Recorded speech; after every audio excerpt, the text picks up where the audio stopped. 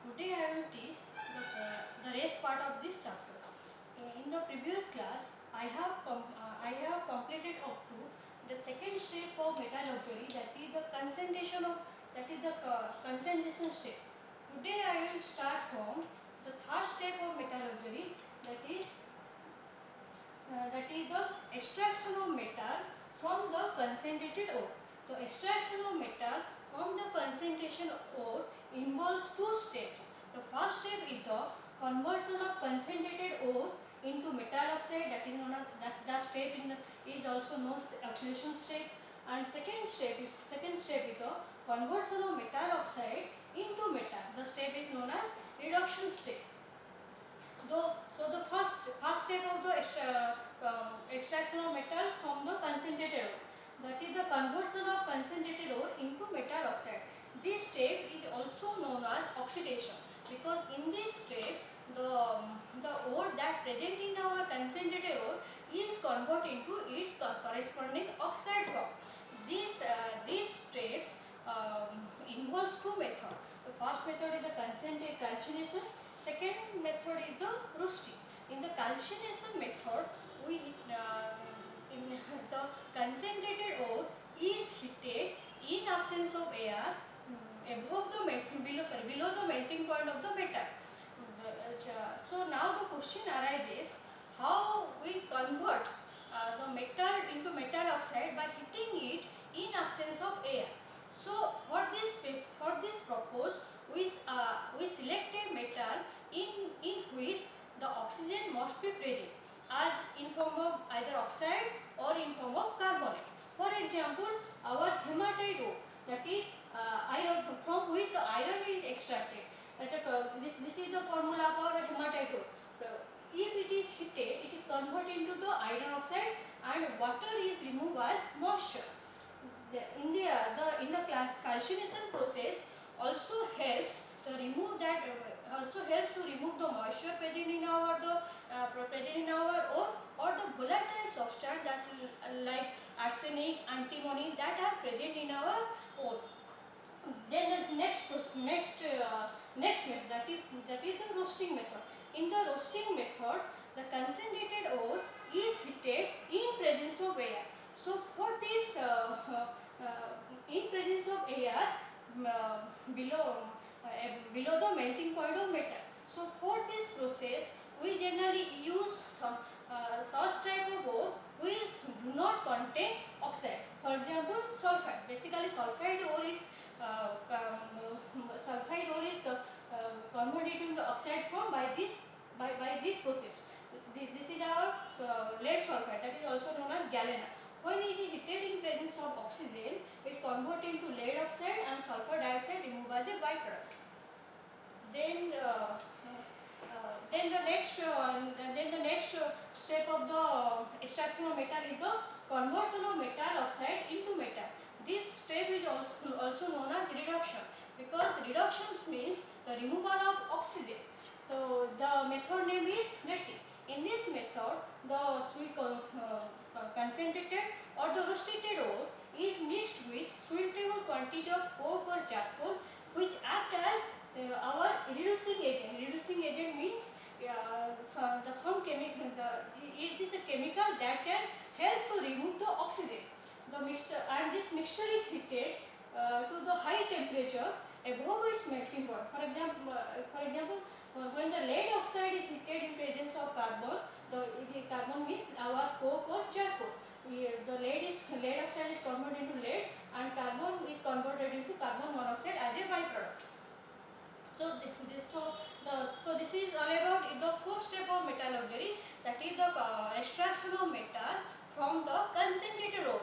Now we discuss the last step of metallurgy, that is the refining of metal. Now question arises, why the refining of metal is necessary? Because in the above step of metallurgy, the metal that we get from the above state have high chance to contain the undesirable metal, some undesirable impurities like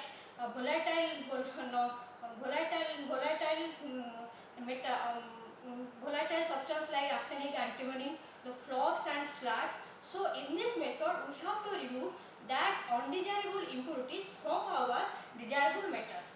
The refining step generally conducted by using the various method, but our syllabus include only two methods, that is electrorefining and distillation. In the as it is a so first refining method is the electrorefining. In the as the name indicates, electrorefining means we have in this step method we refine the metal by electrochemical means in this for this process to be conduct, we have to choose we have to first choose a suitable electrolyte. Then the pure metal plate is taken as cathode and the impure is taken as an anode. This diagram shows the experimental setup of electrolytic refining of the copper. Here the copper sulfate solution is taken as our electrolyte. The pure copper is taken as cathode and the impure copper is taken as anode. When suitable EMF is applied, the pure metal that present in our copper sulfate solution get deposited at pure copper electrode and simultaneously so equivalent amount of metal from impure bar is get into the solution. This process is continued till all the metal became refined. Then this basically this electrochemical refining method is applied for the high electropositive metal. Then the second process is our distillation. The distillation process is generally applied for the refining of the volatile impurities like mercury, zinc and lead. In this method, the pure metal is volatile while the impurities are left behind the rotor. So this is all about the second chapter 7 of the chapter 7, that is metallurgy, which is included in inorganic section. Then I will teach about the chapter 8, that is alloy. It is a very small chapter, but it is a very highly mark-fetching chapter. First we check what is our syllabus include. The syllabus include the definition of alloy, the types of alloy. In the types of alloy we discuss the ferroalloy, non-ferroalloy and the amalgam, and then the composition and uses of some well-known alloy, that is brass, bronze, duraluminum and alnico. Then, so we started what is a alloy?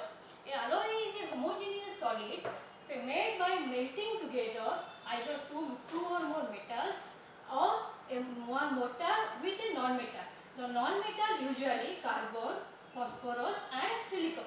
Now the question arises, what is the homogeneous solid means? The homogeneous solid means a type of solid whose composition and properties are identical along its length. Then comes to the types. The types of alloy includes the ferroalloy. As the name indicates ferro. Ferro stands for iron. So this alloy contains iron as one of its constituents. The example of this type of alloy is nickel alloy and chromium alloy. Then the next type of alloy is our non-ferro alloy. In the non-ferro alloy are those who do not contain iron as one of its constituents. Basically our brass and bronze. Then amalgam. Amalgam is a type of alloy in which mercury must be present as one of its constituents. Then the last part of alloy is the composition and uses of some well-known alloy. The first alloy is our brass. The brass is made from copper and zinc. The copper percentage vary from 60 to 80. The zinc percentage vary from 40 to 20. The brass is generally used for the preparation of our utensils, condenser tube and cartridges. Then next alloy is bronze. Bronze is made from copper and tin. The vary from 75 to 90. The percentage of tin vary from 25 to 10. Generally our bronze is used for the preparation of coins, utensils and statues. Then the third alloy, that is duralumin.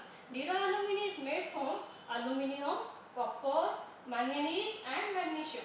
The percentage of copper is 95. The percentage of copper is 4%. The percentage of manganese is 0.5. Similarly, the percentage of magnesium is 0.5. This duralumin alloy is generally used for making up our airship. Then the last alloy is alnico. As the name indicates, Al stands for aluminium, Ni stands for nickel, Cu stands for cobalt. So the composition of alloy is generally made from steel, nickel, aluminium and cobalt. The percentage of steel is 50%, the percentage of nickel is 21%, the percentage of alloy is 20%, and the percentage of cobalt is generally 1%. This alloy is generally used for making of the permanent magnet. So this is all about the second inorganic section of